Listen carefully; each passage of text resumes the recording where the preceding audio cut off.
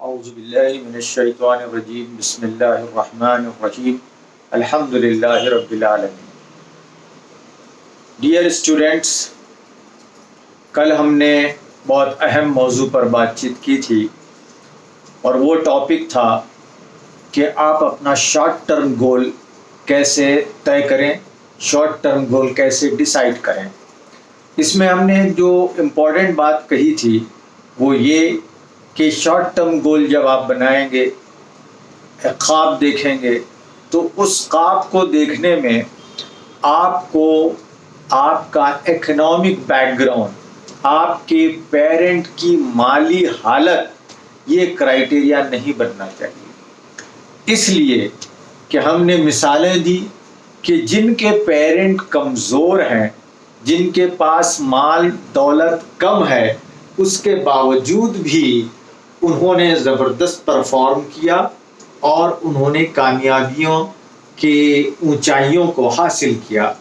ان میں سے ایک مثال ہم نے ایک لڑکی کی دی تھی جس کا نام تھا روشن شیخ، جو اپنے پیر کٹ جانے کے باوجود بھی MBBS کو کمپلیٹ کیا اور اب پوسٹ گریجویشن کر رہی ہے۔ پھر اسی طرح ہم نے ایک اور مثال دی تھی انصر شیخ کی، یہ بھی مہاراشٹر سے ہیں۔ ان کے فادر آٹو رکشہ چلاتے تھے، غریب BPL گھرانے سے تھے اور انہوں نے محنت کی، IAS کو کریک کیا، آج یہ IAS آفیسر ہیں۔ تو اس طرح آپ بھی سوچیں تو اونچا سوچیں، بڑا خواب دیکھیں اور یہ نہ سوچیں کہ ارے بھائی ہم سے یہ نہیں ہو سکے گا۔ کبھی کبھی پیرنٹ بھی بولنے لگتے ہیں کہ اتنا بڑا کیوں سوچ رہے ہو، پاسبل نہیں ہے۔ جب میں نے یہ بات کہی تو وزڈم اسکول اور PU کالج کی انتظامیہ ذمہ داروں نے کہا کہ ان کے اسکول سے بھی ایسے طلباء نے کامیابی حاصل کی ہے جو غریب گھرانے، جو پور گھرانے سے تعلق رکھتے تھے، جس میں خاص طور پر نام ہے روبا زرین کا، جنہوں نے MBBS کیا ہے، اور یہ دختر ہیں، بیٹی ہیں عبدالغفار سوداگر صاحب کی، جو 5 سال تعلیم بھی در کے رہنے والے ہیں۔ پھر اسی طرح ایک اور بہت شاندار مثال ہے، ملتانی کالونی سے ہیں یہ نوجوان اور انہوں نے جو ہے MBBS کیا ہے۔ ان کا بھی گھرانہ کوئی مالدار گھرانہ نہیں تھا۔ اسی طرح منا کھیلی سے حافظ مدثر ہیں جنہوں نے MBBS کیا، انہوں نے حفظ بھی کیا اور MBBS بھی کیا، اور ان کے فادر کے پان کی دکان تھی۔ پھر اسی طرح ایک دلت نوجوان چن بسپا، جس کا نام تھا معاف کرنا چن بسپا ایک نوجوان نے کیا، دلت نوجوان روہت تھا تو اس نے بھی کیا۔ یہ سارے لڑکے وزڈم اسکول کے ہیں، لڑکے اور لڑکیاں، ہم ان کو مبارکباد پیش کرتے ہیں۔ یہ آپ کے لیے آئیڈیل ہونا چاہیے۔ آپ انہیں دیکھیں، جب آپ سوچتے ہیں کہ ہم نہیں کر پائیں گے تو آپ کبھی روہت کو دیکھیے، کبھی روبا کو دیکھیے، کبھی اس حافظ نوجوان کو دیکھیے اور یہ عزم پیدا کیجئے کہ ہاں یہ میں کر سکتا ہوں، کوئی بڑی بات نہیں ہے۔ دیکھیے جو کورس ڈیزائن کیا جاتا ہے وہ ایکسٹرا آرڈینری لوگوں کے لیے نہیں کیا جاتا، یہ عام طلباء کے لیے ہی کیا جاتا ہے۔ تو آپ یہ نہ فیل کریں کہ بھئی اس کے لیے تو ایکسٹرا آرڈینری دماغ چاہیے، ایسا آپ نہیں سوچنا چاہیے، ٹھیک ہے؟ تو یہ پہلی بات ہوئی۔ دوسری بات اس سلسلے کی یہ ہے کہ اکثر بچے ہمارے یہ سمجھتے ہیں کہ ہم اس قابل نہیں ہیں، ہمارا دماغ کمزور ہے، ہمارا ذہن کمزور ہے۔ ایسا اس لیے سوچتے ہیں کہ انہیں بٹھایا جا رہا ہے ایکسٹرنل ورلڈ سے، یعنی باہر کی دنیا مطلب بار بار امی یہ کہہ رہی ہیں کہ تو پڑھ نہیں رہا ہے، ابا یہ کہہ رہے ہیں کہ تو پڑھ نہیں رہا ہے، دوست بھی یہ کہہ رہا ہے کہ تو پڑھتا نہیں ہے، اور ٹیچر بھی ڈسکریج کر رہا ہے۔ تو پورا جو ماحول ہے ہمارے اطراف، وہ اگر ڈسکریج کرنے لگتا ہے تو ہم بھی ڈسکریج ہو جاتے ہیں اور سمجھتے ہیں کہ ہم اس لائق نہیں ہیں کہ ہم کوئی بڑا کارنامہ انجام دیں اور بڑا کام کریں۔ اس سے آپ اوپر آ جائیں۔ اگر آپ کو بہترین ٹیچر ملتے ہیں، انکریج کرنے والے ٹیچر ملتے ہیں تو آپ خوش قسمت ہیں۔ اگر آپ کے پیرنٹ انکریج کرنے والے ملتے ہیں تو آپ خوش قسمت ہیں۔ اگر مان لیجئے نہ آپ کا ٹیچر انکریج کر رہا ہے، نہ آپ کے پیرنٹ انکریج کر رہا ہے، نہ آپ کا دوست انکریج کر رہا ہے، لیکن آپ چٹان کی طرح کھڑے ہو جائیے اور آپ طے کیجئے کہ مجھے یہ کرنا ہے. کیونکہ اللہ تعالیٰ نے جو دماغ دیا ہے، کہا یہ جاتا ہے کہ انسان اپنے دماغ کا صرف 10% بھی استعمال نہیں کرتا. اگر وہ 10% سے زیادہ استعمال کر لے تو اور بڑے کارنامے کر سکتا ہے. ہم اور آپ اپنے دماغ کی جو صلاحیت ہے اس کا 10% ہی کرتے ہیں، اس سے کم کرتے ہیں. تو ہم سوچیں کہ 10% میں اتنا ہو سکتا ہے تو کیوں نہ میں اپنے دماغ کا استعمال بڑھا دوں.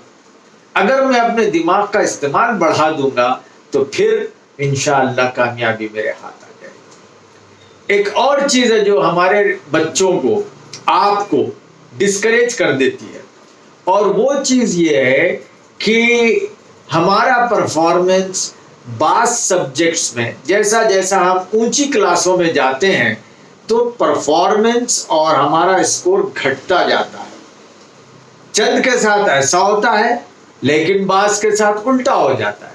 پہلے کمزور تھے لیکن اب ان کا پرسنٹیج بڑھ رہا ہے. اب آپ کس کیٹیگری میں ہیں دیکھ لیں. اگر آپ بڑھنے والی کیٹیگری میں ہیں تو بہت اچھی بات ہے. اگر آپ گھٹنے والی کیٹیگری میں ہیں تو آپ مایوس نہ ہو، آپ ڈپریشن میں نہ چلے جائیں. آپ کی جو عمر ہے اس عمر میں فوری بچے ہمارے ڈپریشن میں چلے جاتے ہیں. ارے میرے اتنے مارکس آ گئے، فائنل ایگزام میں 7th میں اتنے آئے تھے، 8th میں میرے اتنے آ گئے، 8th میں اتنے آئے تھے، 9th میں اتنے آ گئے. میں ہوم ورک نہیں کر پا رہا ہوں، میں ٹیسٹ میں اچھا اسکور نہیں کر پا رہا ہوں، ڈاؤن ہو جاتا ہوں. نہیں، کوئی بات نہیں. بڑے بڑے لوگ گریڈ 9 تک وہ کچھ نہیں کر رہے تھے، فیل ہو جاتے تھے، لیکن بعد میں انہوں نے محنت کی اور چھلانگ لگائی. تو اس کو کیا کرنا ہے؟ اکثر جو بچے مایوس ہو جاتے ہیں یا پرفارمنس کی کمی آ جاتی ہے، اس کا ریزن یہ ہوتا ہے کہ ہمارا پیچھے کا معاملہ، وہ جو لرننگ پروسیس ہوتا ہے، سیکھنے کا، علم حاصل کرنے کا، اس میں ایک کڑی مس ہو جاتی ہے، ٹوٹ جاتی ہے. فار ایگزامپل، اگر آپ میتھمیٹکس کر رہے ہیں تو میتھمیٹکس یہ پورا سارا معاملہ چین والا ہوتا ہے. اگر آپ کو LCM نکالنا ہے تو فریکشن کا نالج چاہیے، فریکشن نکالنا ہے تو پھر آپ کو ملٹیپلیکیشن کا نالج چاہیے، ملٹیپلیکیشن کے نالج کے لیے آپ کو ڈیجٹس کا نالج چاہیے. تو یہ پورا سیریز نیچے سے اوپر جاتی ہے. اگر کہیں بیچ میں کڑی ٹوٹ گئی تو آپ کو پریشانی ہوتی ہے، سمجھ میں نہیں آتا.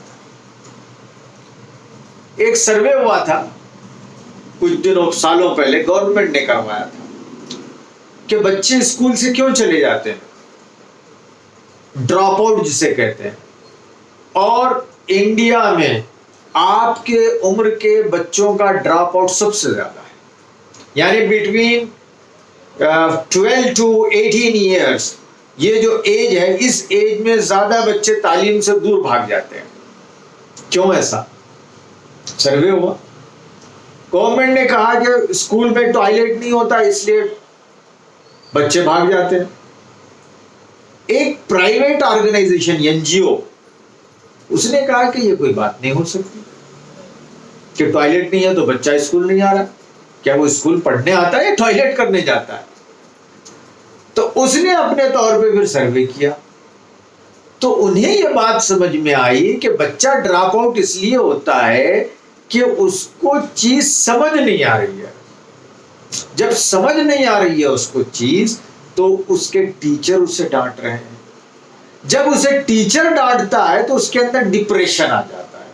وہ کہتا ہے کہ کیا یار، اسکول میں بھی جاؤ، گالی کھاؤ، ڈانٹ پڑتی ہے، اور گھر آؤ، گھر میں بھی ڈانٹ پڑتی ہے، پھر ایٹ دا اینڈ سال ہوتے ہی فیل ہو جاؤ تو 6 مہینے سال وہ ایک الگ کرکری.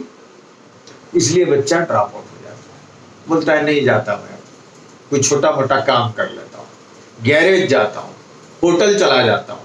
خیر آپ لوگوں میں سے تو ایسے کوئی نہیں ہے.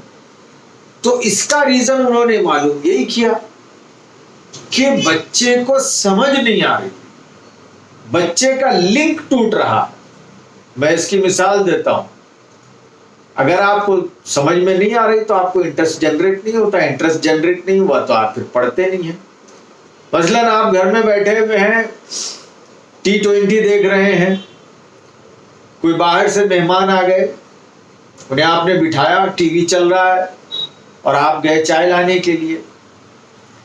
اب وہ جو مہمان تھے، وہ مہمان مان لیجیے یوروپین کنٹریز سے آئے ہیں، ان کو کرکٹ کے بجائے بیس بال سے دلچسپی ہے، تو انہوں نے فوری چینل بدل دیا اور بیس بال دیکھ رہے ہیں.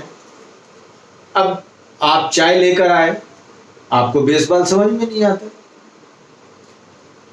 تو آپ کیا کریں گے؟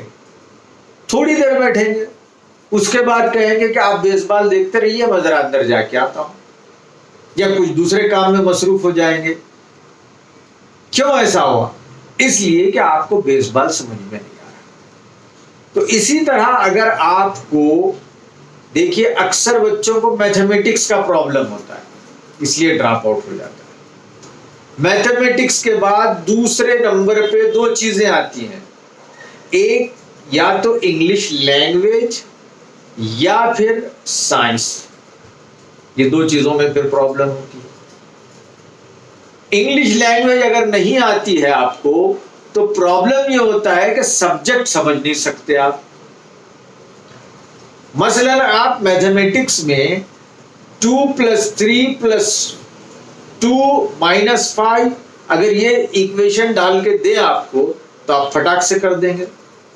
لیکن یہی میتھمیٹکس کا سم اگر ڈسکرائب کیا جائے، اسٹرکچر کیا جائے، جملوں میں دیا جائے کہ there are 2 buffaloes, another 3 buffaloes joined, and again 2 goats brought in, again after some time 1 goat died, another buffalo was died after 3 months.